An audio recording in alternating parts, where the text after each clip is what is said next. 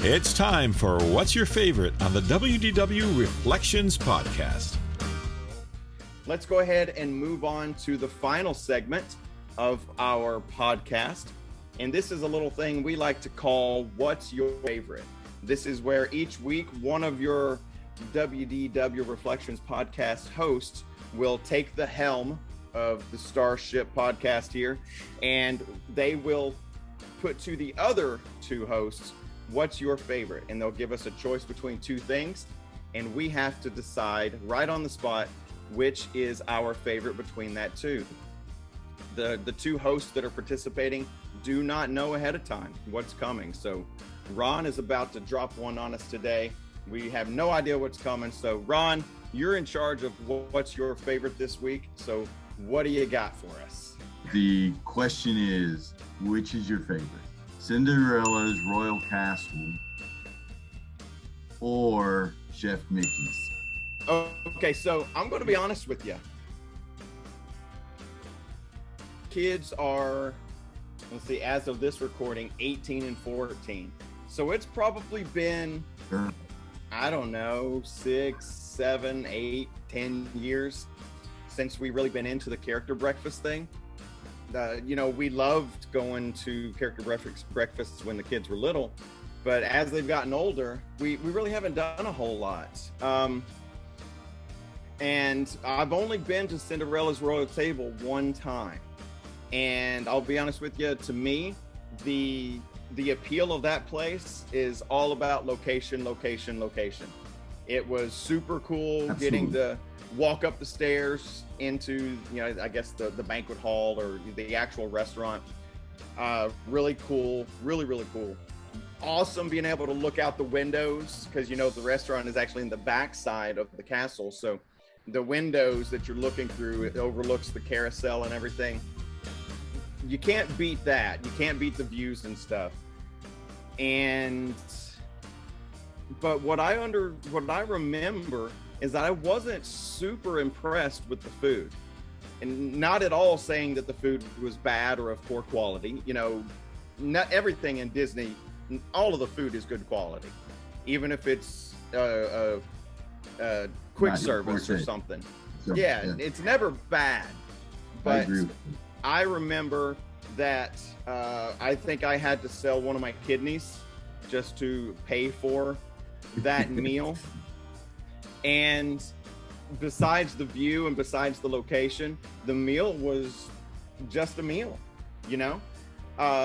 Great, it was good food, but it didn't blow me away. It wasn't like going to Ohana's and stuffing yourself with high quality meats, Right. And then Chef Mickey's, again, character meals were great when my kids were little, but even Chef Mickey's isn't, if I had to make a list of 10 of my favorite restaurants, I don't think Chef Mickey's or Cinderella's Royal Table would make that list. I love Chef Mickey's because, again, and Ron, this is funny because I think I shared a picture with you the other day. I was going through some pictures and found some of when your family and my family went to Chef Mickey's together, and gosh, man, our kids were probably maybe 10. My daughter's the youngest of your kids and my kids, so she was probably like six or something, really young. So, and that might be the last time I've been to Chef Mickey's. So, again, probably a decade or so. Good food. It's the buffet. You go up and you get what you want off the buffet. But neither one of those are my favorite as far as eating on property.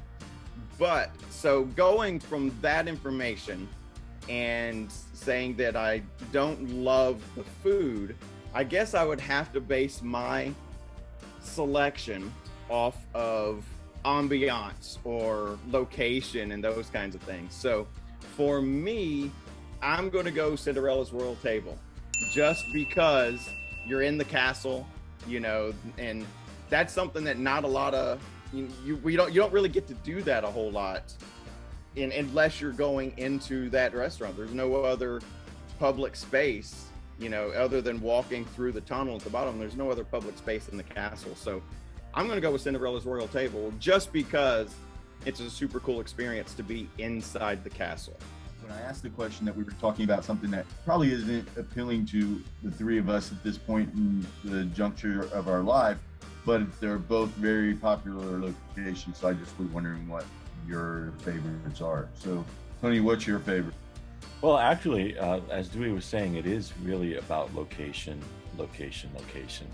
And it's kind of true for both of those if you think about it, because of the proximity of Chef Mickey's to the Magic Kingdom. As far as Cinderella's Royal Table, my family, as I mentioned before, used to travel as a group, and we would try dining at the different restaurants whenever we could. My wife likes to dine at table restaurants, and Cinderella's Royal Table was fun for me in the sense that we got to go there, I think, twice when the fireworks show was on. So we got to go there after a day at the parks. We were in the restaurant when the fireworks went off, and experiencing that was kind of cool. But I kind of agree with Dewey regarding the food. I don't remember anything particularly different or tasty or spectacular about the food. It always seemed kind of rushed in there, and the service seemed kind of busy. As far as Chef Mickey's goes, as I mentioned before, we traveled as a family, and our kids were my in-laws, who were in their 70s at the time. My father-in-law loved Mickey Mouse, so every single trip that we went, we couldn't go a trip without going to Chef Mickey's. And I think as far as his experience with seeing Mickey Mouse, having Mickey literally be there and he would talk to him, having the characters come around, is an experience that is hard to beat, because that's a kind of a one-on-one with the original 5 characters who just pop in, sing their little song. In fact, I still, there's like a happy birthday or something song that they sing that I still wake up my wife on her birthday by playing the YouTube video of that. My vote will go to Chef Mickey's because of how many times I've been there and how close it is to the Magic Kingdom. We used to, as I mentioned, we planned our trips along with dining, so it was a lot easier to get up and get to the Chef Mickey's, eat a breakfast, and head into the park right from there. So that's why I would pick Chef Mickey's over Cinderella's Royal Table. So for us, and maybe this is why this is such a hard choice, Chef Mickey's and Cinderella's Royal Table have very special memories for me as a dad.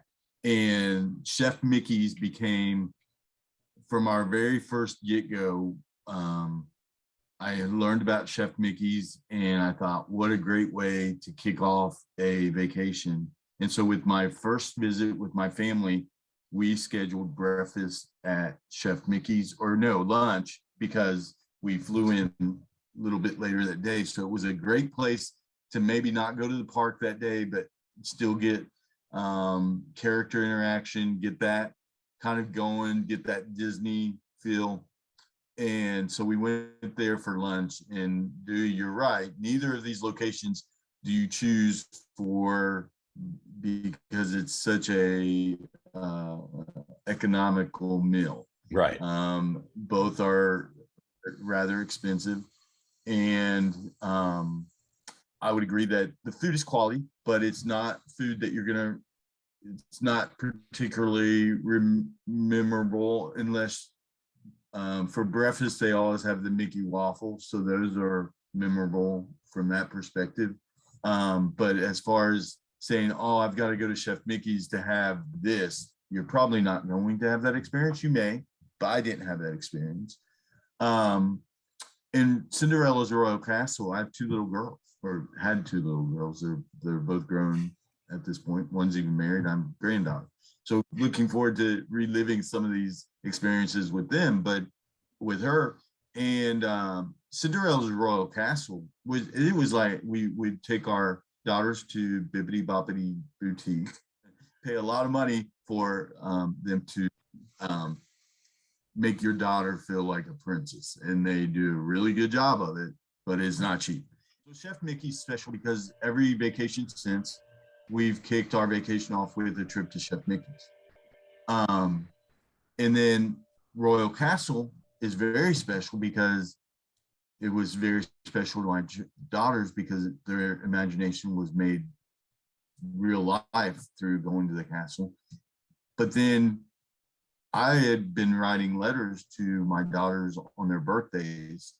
Unbeknownst to them, they only got the letters on their 18th birthday. And for Brooke, we went back to Cinderella's royal table. And I will say the food actually was something memorable this time. And the whole experience was very memorable.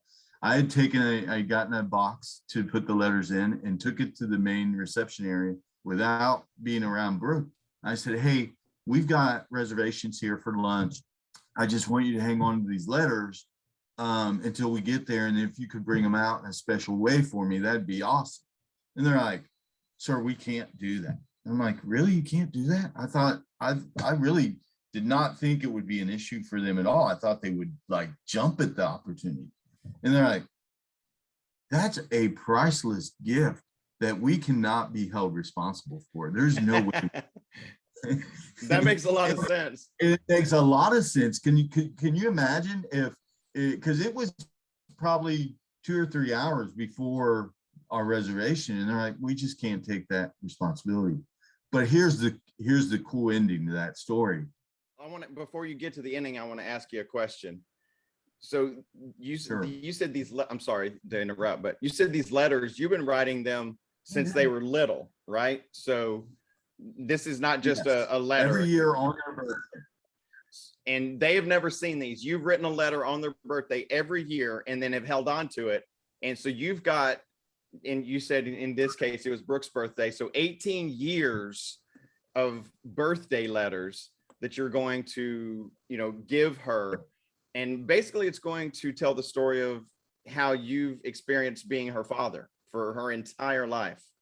So I mean, think about it from Disney's perspective. They're like, yo, you want us to hold this brick of gold, this is something that cannot be replaced at all, cannot be replaced.